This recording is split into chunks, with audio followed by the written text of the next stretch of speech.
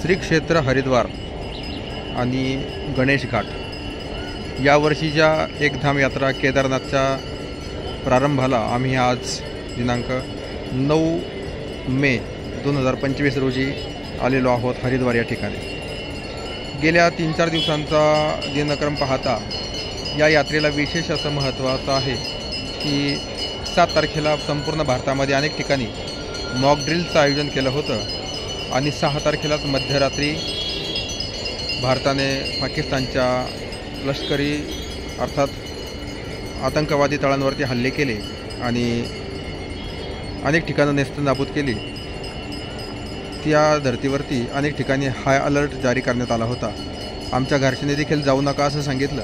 तिकडे राजस्थानची सीमा आणि पंजाब काश्मीर ह्या सीमेवरती अजूनही बिकट परिस्थिती आहे, परंतु इकडे मात्र हरिद्वारमध्ये संपूर्ण वातावरण अतिशय शांत आहे।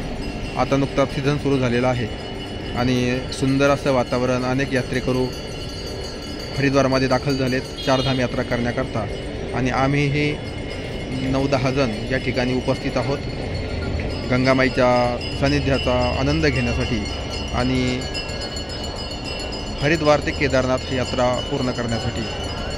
गंगामाईच्या कृपेने, भोलेबाबांच्या कृपेने, भगवती जगदंबेच्या कृपेने यात्रा निर्विघ्नपणे पार पडावी अशी भगवंताकडे प्रार्थना। सुंदर असं वातावरण, सायंकाळचं दृश्य, इकडे आरतीचे आवाज कानावर पडत आहेत, समोर वाहते ती गंगामाई। सुंदर दिसणार हे सगळं दृश्य।